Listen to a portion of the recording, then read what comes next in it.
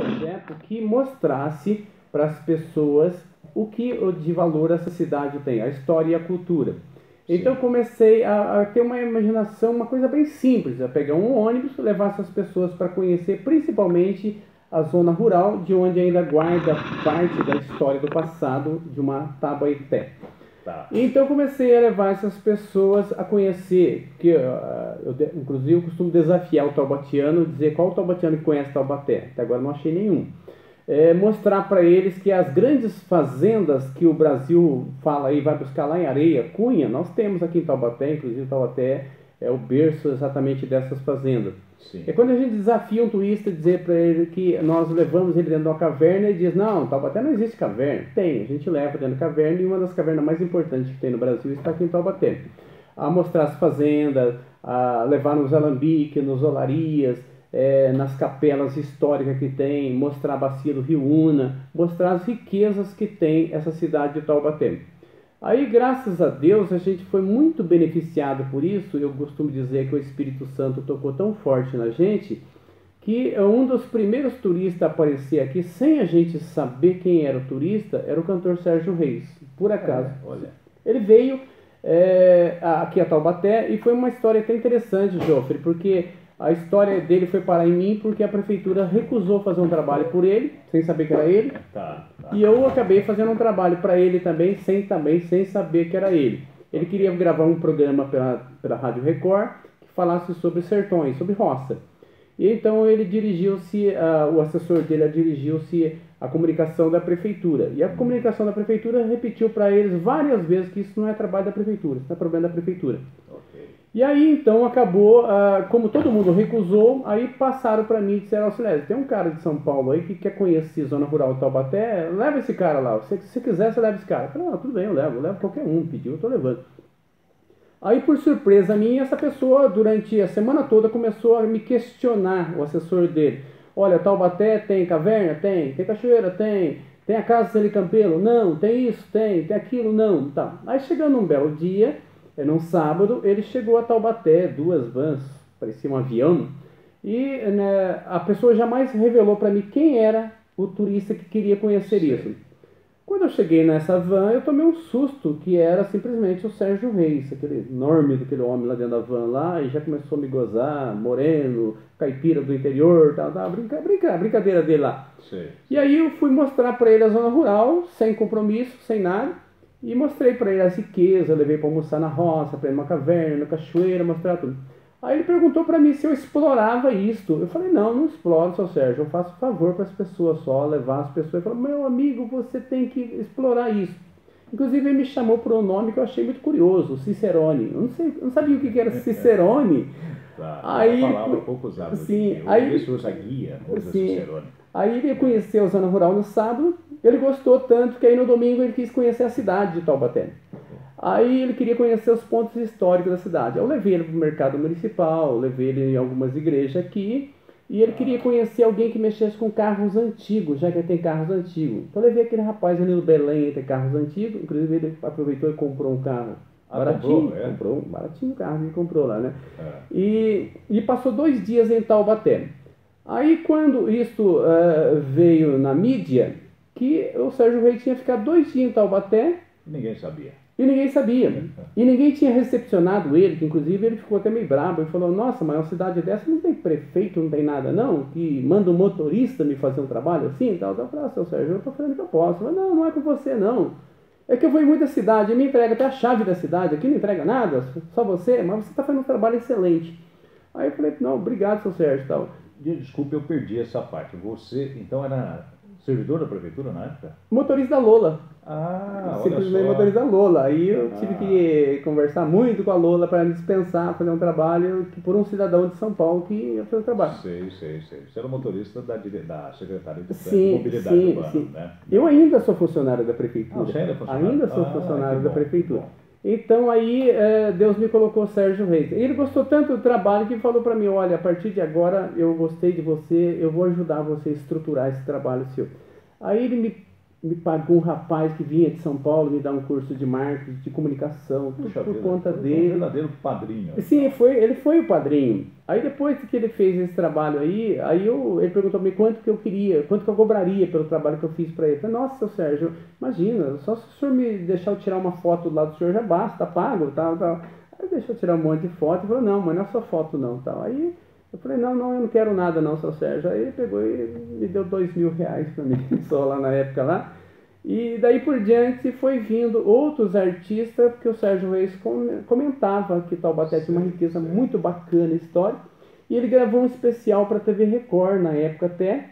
Eu não apareci no especial, mas apareceu só no finalzinho lá, Cicerone, Silésio Tomé. Olha. Então aquilo foi o que deu marca pra gente. Foi de Taubaté para o Brasil, para o mundo. Sim, né? sim, sem dúvida. Então aí deslanchou o seu trabalho. E hoje a gente está aí que, como a moça acabou de perguntar, sabe, que dia a gente vai fazer o trabalho? A gente agora praticamente viaja todo sábado e todo domingo e não vence para mostrar Taubaté para o taubatiano. Qual o circuito que você faz? Simplificadamente. Nós entramos na zona rural e percorremos 100 quilômetros de área rural, e nesse trabalho da gente... 100 quilômetros? 100 quilômetros. No dia não? 50 mais 50? Não, no dia. A gente sai às 7 da manhã e chega às 6 da tarde. E faz tudo na zona rural. Vive-se um dia de zona rural. Almoça na roça, toma café na roça, café da manhã, à tarde na roça, tudo na roça. O almoço tem que ser típico rural, tudo tem que ser um dia de roça. Onde sai do ar toda a comunicação, toda a internet, sai tudo do ar. Tudo do ar. E a gente fez um projeto, na época, pensando em atingir as pessoas mais simples. E ainda é um projeto para atingir as pessoas mais simples, porque o valor é bem barato. Só que aí a gente acabou descobrindo que quem estava sentado dentro do ônibus lá, a gente não anotava a profissão dele. Mas a gente começou a perceber que quem estava dentro do ônibus era médico, advogado, juiz, promotor, general. Aí eu falei, mas o que é isso? A gente fez um projeto com uma pessoa e acabou atingindo um outro público. Um outro segmento social. Sim, que você nem imaginava. Nem imaginava. Aí comecei a descobrir que talvez é um defeito muito, muito sério, que às vezes as pessoas não se preocupam com a parte da cultura, da parte da história. Sim. E tem muitas pessoas que às vezes ele não é só pobre socialmente, às vezes ele é pobre de cultura. Então esse público acabou não indo viajar. E quem viaja, mas é acessível a ele. É um valor que eu posso revelar no ar. É R$80 para você tomar café da manhã, almoçar, café da tarde. E não é almoçar coisinha não, é pra você ir na panela e tirar o que você quiser. Tá? Você passa o dia inteiro por conta. O dia inteiro na zona rural, mostrando... Cobre tudo, não tudo. Só o deslocamento, mas tudo. A alimentação e tudo. Cobre tudo. Bacana, Silésio. Então é acessível... um serviço à comunidade, sim. Sim, é acessível a qualquer pessoa. Mas talvez pelo fato de tocar na história, tocar numa cultura de uma cidade, talvez as pessoas que não interessam por história e cultura, erradamente, acabam não indo. Deixa eu perguntar da sua formação. Você fez graduação em História ou algo equivalente? Não, eu não fiz, mas eu estou em Taubaté há 46 anos e eu praticamente vou nos museus quase todos os dias, na biblioteca quase todos os dias, desde criança, né? Então eu gosto muito de história. Então eu não tenho essa formação, mas Você não tem a formação acadêmica, mas adquiriu uma formação na vida prática, né? Sim, e eu então todos os dias, e eu gosto muito da história oral. Então na zona rural eu vou na casa dos idosos quase todos os dias, então ouço histórias e mais histórias e mais histórias. Então isso aí me deu uma bagagem bastante grande, que hoje a gente vai até nas universidades conversar com os grandes historiadores e eles fazem exatamente essa mesma pergunta: quantos diplomas, quantas formações acadêmicas? Eu digo que nenhuma. Sim, muito bem. Eu tenho duas pessoas que estão nos ouvindo, aliás, uma está ouvindo, a Juliana, que é graduada em História e também é apaixonada pela História Oral, e uma pessoa que eu vou comentar, que com certeza vou falar de você, o professor Sebe. Você certamente já ouviu, não é? O nome, sim. O renomado professor Sebe é um taubatiano de destaque internacional. Ele passa metade do tempo nos Estados Unidos dando aula como professor convidado. E eu, inclusive, devo trazê-lo, vou convidá-lo para vir um dia aqui na rádio. Então, certamente, quem sabe até a gente possa trazer vocês dois juntos aí, vão se beneficiar mutuamente. Não é? Legal. Que bacana. Bem, o objetivo não foi diretamente esse, mas eu acho que é um serviço público até, sabe? levar a cultura é necessário, valorização da raiz. Sim. Quem não valoriza a própria raiz, ele não tem identidade, né? Não tendo identidade, ele não sabe de onde vem, não sabe de onde vai. Exatamente. Não é? Uhum. Ele não se orgulha, ele não tem autoestima. Sim. E acaba criando o que Nelson Rodrigues chamou de complexo de vira-lata. Né? Por aí mesmo. Como você falou, olha, aqui não tem, só acha que não tem, né? Sim, Que na sim. realidade tem tudo isso, Tem tudo essa isso. riqueza toda. Sim. Como é que faz para as pessoas procurarem Silésio? Basta seguir a página na internet Sertões de Taubaté, Sertões de Taubaté. ou o Face Silésio Tomé. E por lá já conhece todo o trabalho e pode agendar por lá. Silésio Tomé. Facinho de escrever com SS Silésio Tomé. Pronto, você acha. Silésio, eu queria que você comentasse comigo. Hoje vinha também a professora Lia Carolina, né, Carolina, e ela não pôde estar com um problema de saúde familiar. Que você contasse para a gente essa epopeia, essa coisa fantástica que foi essa expedição Paraty-Taubaté. O que é isso, por favor? Todo esse trabalho foi uma coincidência, uma providência divina, porque nesse meu trabalho na roça há 46 anos, nessas histórias orais, eu sempre ouvia as pessoas da região dizendo sobre o caminho do ouro, que passava o pessoal com tropas, que ouvia as histórias dos avós, dos bisavós, assim por diante. Então eu sempre estava ouvindo essas histórias. E aí, passando um certo dia, eu vim conhecer a professora Lia, que eu não conhecia antes, que tinha um trabalho acadêmico no museu, falava exatamente daquela mesma história que eu ouvia e vivenciava com aquele povo. Sim. Eu achei uma coincidência muito grande. Falei, professora, mas o que a senhora fala é o que eu conheço lá da zona rural, o que eu conheço de Cunha, Lagoinha, onde eu vivo com esse pessoal. Aí começamos a nos entender a parte acadêmica com a parte oral e a parte da prática, que é a minha vivência dentro dessa estrada. Inclusive os Sertões de Taubaté, ele explora comercialmente isto dentro de Taubaté. Então ela já é explorada, esse caminho do ouro é percorrido aqui em Taubaté. E me intrigava muito, Joffre, como que Taubaté teve uma fundição de ouro de 1695 e como que não tem o caminho do ouro? Peraí, o ouro chegava de onde? Helicóptero? Por onde? Helicóptero? Tinha helicóptero em 1696? Por onde vem? Isso me intrigava muito, essa questão. E qualquer estudo que você ouve no Brasil sobre estrada real sempre cita Taubaté. Eu falava, mas onde é que está isso aí na história que não tem uma realidade dentro de Taubaté, é uma estrada real? Então isso me intrigava. Depois a gente foi descobrindo algumas coisas, que a estrada real até se interessava mesmo em legalizar isso em Taubaté, mas houve alguns mal entendidos pelo caminho aí. Mas aí então comecei a trabalhar com a professora Lia, levar ela para ela mapear onde ficavam esses caminhos que elas tanto se referiam em documentos, que muitos desses bairros seiscentistas que se referem aos documentos, eles ainda permanecem com o mesmo nome que está lá em documento, de 1596. Dá um exemplo para nós.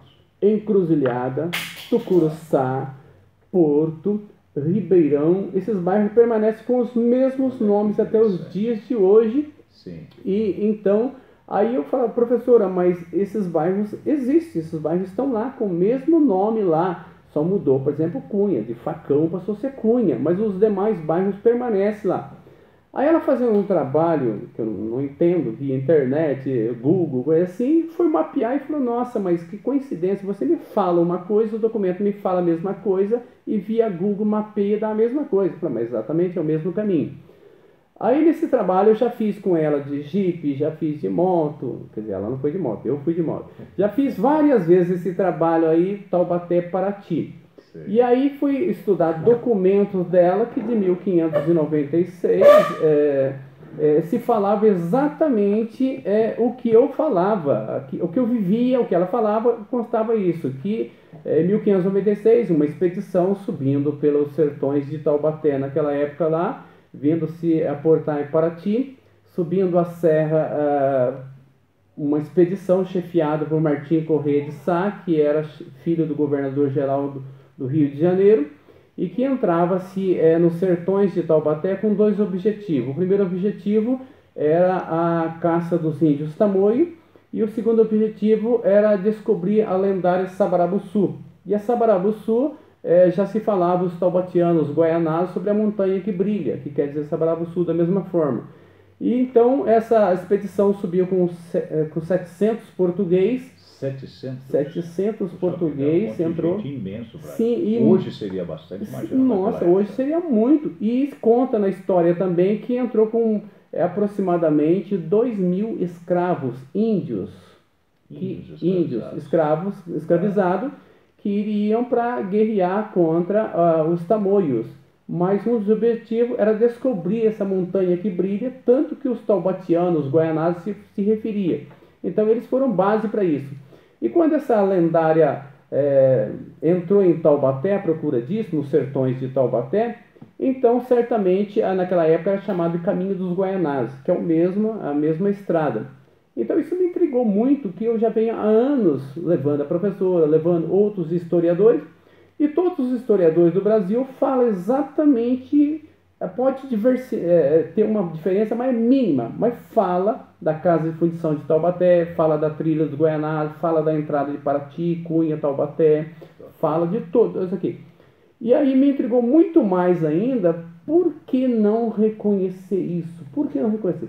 Aí agora, recentemente, a professora Lia, já um pouco até desesperada de não ter esse trabalho reconhecido devido à idade, devido à condição física dela, aí eu falei, professora, pode deixar que daqui por diante a senhora faça a parte acadêmica, que eu vou com a parte do burro de carga comigo. Eu vou explorar esse caminho, eu vou palmilhar esse caminho. Eu vou palmilhar. Aí ela falou, mas do que? A pé. Falei, professora, para mim ter o sentido disso, eu tenho que fazer igual um bandeirante fez, a pé. Ótimo, porque eu já fiz. Exatamente. Já fiz de várias formas, mas para mim ter isso. Ela falou, mas você é louco? Eu falei, não, professora, eu vou fazer. São 130 quilômetros, Jô, essa estrada. 130 quilômetros. Do convento de Santa Clara até a matriz Nossa Senhora dos Remédios em Paraty. Eu falei, eu vou mapear isso a pé, vou conversar com esse povo. E agendei. Aí eu achei 8 loucos que topou comigo também. Então vamos fazer isso a pé. E fizemos isso a pé. Agora no dia 20, demoramos 3 dias. Não passamos tanta dificuldade como passou os bandeirantes, claro, numa outra época. Mas muitas dificuldades, mas valeu a pena. E nisso aí não bastava. Mas vocês foram muito rápidos, porque 130 quilômetros você tem que andar, são 26 horas a um passo de 5 quilômetros por hora. Né? 26 horas dividido em 3 dias, vocês acabaram andando de 8 a 9 horas por dia. A base foi de 8 a 9 horas por dia. Vocês andaram muito. O que deu muito trabalho pra gente, Jofre, foi a partida, que nós subimos 22 quilômetros de serra. Então, além disso, esses 5 quilômetros de deslocamento por hora do ser humano é no plano. Né? Agora imagina subindo. Sim, a serra da Serra da Bocaina do Rio de Janeiro, ela deu muito trabalho pra gente, porque a gente partiu já subindo e viemos subir até Cunha, para depois pegar a parte mais baixa. Além desse trabalho de mapeamento, além de chamar a atenção da imprensa, chamar a atenção, nós queríamos ter contato com o poder político dessa cidade. Porque eu tenho a plena consciência, Jofre, que nesse país aqui a gente não vai a lugar nenhum se não tiver a chancelaria política. Se não funcionar. Mas não é nesse país. Olha, isso é uma coisa que precisa, até me permita comentar com você. Nós estamos vivendo um período muito ruim em que se demoniza a política. Não, a política é a arte, a virtude e a ciência do bem comum. Né? Os desvios são desvios. A política é a principal atividade humana, porque ela distribui os recursos, ela toma as decisões, ela encaminha as soluções. Então, se a gente não chegar no nível político, nós não vamos resolver as coisas. Então, exatamente. Não é só aqui, é no mundo. Aí então a gente passou a buscar contato com esses prefeitos dessa cidade que seriam envolvidos. Que é o prefeito de Paraty, o prefeito de Cunha, o de Lagoinha. A gente procurou contato com eles e também um apoio de uma logística, porque a gente fazia isso a pé, onde vai dormir, onde vai comer, onde vai... Então a gente começou a procurar. Em Lagoinha está o Zizo ainda? A gente chegou exatamente no último dia do presidente da Câmara. No último dia e um dia antes de entrar o atual agora. Parece que entrou agora, recente, né? Eu sei que estava uma dúvida. Foi antecipado. Então a gente conversou com o que... No último dia dele, a gente conversou com ele no último dia. Então a gente foi tendo contato com esse pessoal e chamando a atenção da população local dessa cidade, que viria um pessoal fazer vestimos camiseta, identificando o que se tratava, documentos mostrando para essas pessoas e conversando com as pessoas. Então isso a gente queria fazer que houvesse um apoio deles, que em contrapartida todos eles ganhariam com esse reconhecimento de uma estrada real. Que eu a todo tempo pergunto como é que se entrava o ouro numa fundição e não se tinha estrada real, ou não se tem uma estrada real. Então a gente conseguiu contato com o prefeito de Paraty, que nos recebeu, nos deu um café, nos deu a guarda municipal para nos acompanhar até a cidade, porque a gente tinha medo da serra, subindo escura, a serra. Vocês partiram de madrugada, né? Saímos às 4 horas da manhã, 4 horas da no manhã, escuro, lá em Paraty. A guarda municipal nos acompanhou até clarear o dia e tal. Depois, quando chegamos em Cunha, fomos recebidos pelo prefeito local lá, que nos deu um almoço para nós. Isso. Depois fomos para a pousada. Depois Lagoinha também nos recebeu, doando uma pousada para a gente. O prefeito, naquele momento lá, que era o último dia, nos recebeu. E aí viemos terminar a nossa caminhada exatamente aqui na Praça da Eletro, onde seria a provável casa de fundição de ouro. Foram recebidos ali pelo Márcio Carneiro? Sim, pelo Márcio Carneiro. O Márcio também nos deu um grande apoio aqui. Além dessa iniciativa, tivemos também o apoio da Volkswagen. A Volkswagen nos cedeu um carro para nos levar até Paraty. E também algumas outras pessoas aí que nos forneceu gasolina, alguma coisa para esses veículos. E assim por diante. Então fizemos um negócio bastante simples, humilde. Quem que participou? Você? Participou eu e mais 4 da cidade de Caçapava, que já tinha experiência, que são os andarilhos de Caçapava. E daqui de Taubaté aqui participou eu e mais 3 colegas aqui que topou participar dessa caminhada. Mas essas pessoas são entusiastas ou foram te fazer companhia? Como é que é a história dela? Exatamente, são bastante entusiastas, porque tinha que ter um objetivo, né? Andar por andar, ninguém quer andar 130 quilômetros. O André é um grande estudioso do Grupo Gema aqui da Santa Terezinha. O André foi com a gente lá no Grupo Gema.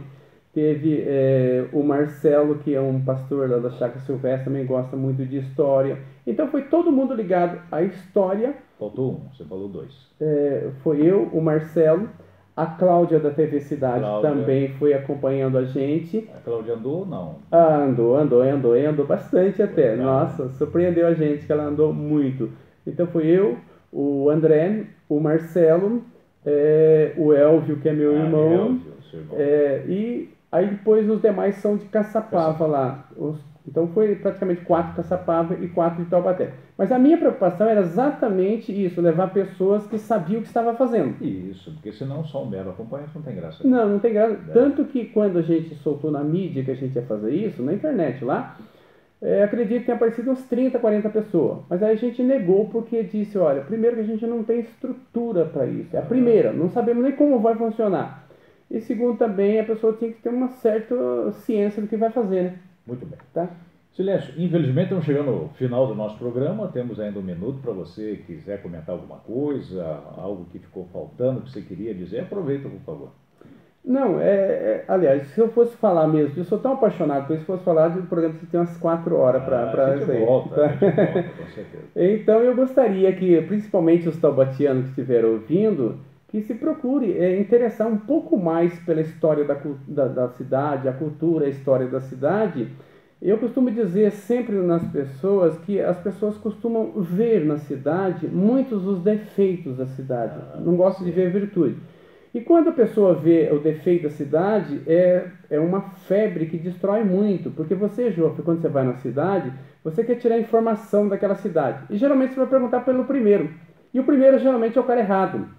O que tem na cidade? Aqui não tem nada. Tem nada. Tem uma pasmaceira, aqui não acontece nada. Aí você vai embora com aquela impressão que não tem nada. Então não é verdade. Então eu gostaria de chamar a atenção da população de Taubaté. Valorize um pouco mais sua cidade, respeite um pouco mais sua cidade.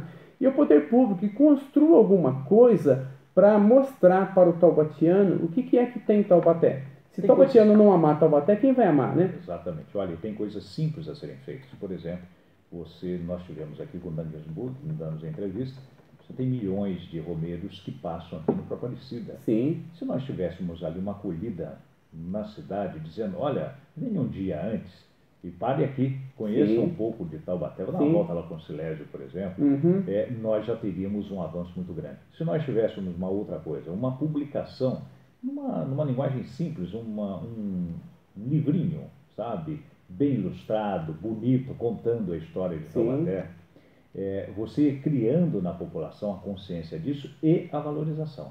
Não é? Sim, sim. Então tem muita coisa bacana para fazer, eu quero convidá-lo para voltar aqui. Bem, chegamos ao final do nosso programa, foi grande satisfação tê-lo aqui, Silésio. Esta é a Rádio Cultura, a rádio católica do Vale do Paraíba, a rádio da família. Eu sou Jofre Neto e voltamos, se Deus quiser, na segunda-feira. Olha, este vídeo daqui um pouquinho vai estar na internet, lá por volta, no final da tarde, que hoje, infelizmente, a gente não conseguiu fazer a transmissão ao vivo, mas eu registrei aqui. E depois nós vamos carregar no Facebook, procura na página Jofre Neto, é facinho você encontrar na internet, e vai ver a mim e o caro Silésio, que aqui nos honrou cordialmente. Muito obrigado, Silésio, grande abraço.